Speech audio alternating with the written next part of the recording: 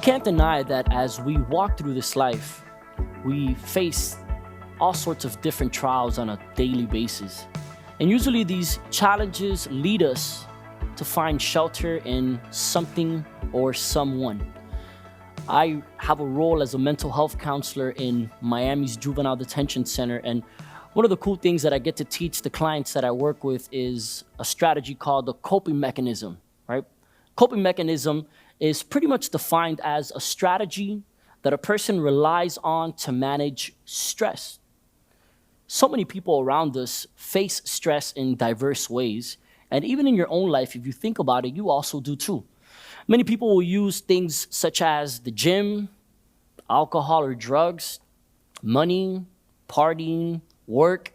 Sexuality can become a form of a coping mechanism. Family, education, there's all different sorts of things. And some are healthy for us, some are unhealthy. But the reality is that we all have coping mechanisms that we rely upon in moments of stress. So what about your life? As you stop and if you're intentional about identifying where is it that you go, what is it that you rely on, who is it that you turn to in moments of stress in your life? As I stop and evaluate my own life, I can remember moments where drugs and women and partying, all of that represented coping mechanisms that brought me momentarily relief. And that momentary relief was something that I relied upon most of the time. And so I remember going to church when I was 17 years old, and I was trying to make a change in the lifestyle that I was living. And in the middle of praise and worship, because youth group was on Friday nights, I would get text messages and phone calls about going to parties and clubs and all different kinds of things that I should not have been doing as a 17-year-old on a Friday night. And I remember this specific moment. I was in the middle of praise and worship, getting my jam on, and all of a sudden I get a phone call from one of my best friends, and I was hesitant to pick up the phone, but I pick it up and he's like, "Hey, I'm outside in the parking lot. Come outside." And I was like, "Dude, I'm trying to get my jam on. What do you mean?" And he was like, "Come outside. I want to talk to you real quick." So as I make my way outside, I remember he puts down his passenger window, and there sitting in the passenger seat is a beautiful bottle of Bacardi Superior. And he tells me, "Hey, there's this party going on, a bunch of girls. You don't even have to give me any money for the bottle. We could drink, go over there, and just enjoy ourselves." And I remember looking at him and saying, "Man, I'm trying to change my life. I'm not trying to live the continuous lifestyle that I've been living for such a long time." And I remember he looked at me with this puzzled look and said, "You're really going to stay here on a Friday night and you're not going to come kick it with me?" And I remember I stopped at that moment and I had to think really hard about my decision. I looked at the bottle, I looked at the church, looked at the bottle, looked at the church, and behold, I ended up finding myself at that party that night, drinking and just hanging out. And you know what? At that moment, those were my coping mechanisms. That's what I relied upon whenever I felt stressed, and that's what brought me joy. But you know what I realized? That most of the time, whenever it is that I relied on these coping mechanisms, I felt even worse than when I first started.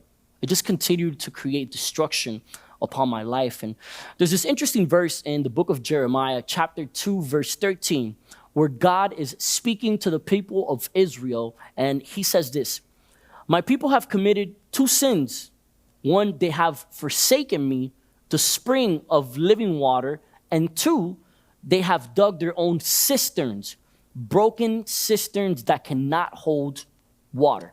In this entire chapter, if you get a chance to read it, God is pretty much speaking against the idolatry found in Israel. Idolatry just meant that people of Israel had rejected God and had turned to other gods and were not worshiping him. Their loyalty had failed. And what's crazy is that God says, "I've been abandoned, the spring of living water," and instead these people have turned to broken cisterns. A cistern was a well, a tool that was used to hold water. It would capture water and then drink the water from there. But God metaphorically is saying that whenever it is that people turn away from him and rely on something else, that is a tool that is supposed to be effective towards a specific purpose, but at the end of the day, it becomes ineffective, an ineffective tool to deal with life.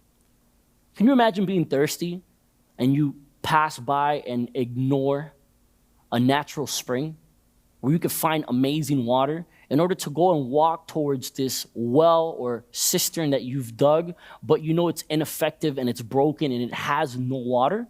Well, that's exactly what you and I do every single time that we run to something or someone that is not God. See, specifically in this moment, God is talking about idolatry, but I want you to know that idolatry doesn't necessarily mean turning to another religion or to another God. It means relying upon something that you place above God. It could be money. It could be the gym. It could even be your own family. And so it's not necessarily saying that these things are bad for you or that you can't find joy in them, but at the end of the day, they can never take the place of God in your life or in mine. Proverbs 16:25 says this: there is a path before each person that seems right, but its end, it's death.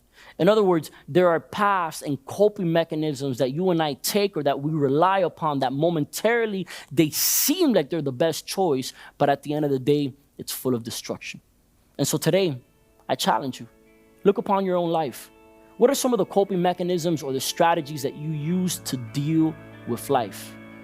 And if you stop and you look at those things and you rely on those things more than looking for God, man, I challenge you today to make that switch. Because at the end of the day, God is the only one that'll be there for you. He's the only one that's present when you feel alone. He is the one who will come through whenever it is that any other strategy, thing, person, place, whatever it is, fails you. So God challenges you today. Look at those broken cisterns. Notice that they are ineffective and turn to Him, the spring of living water.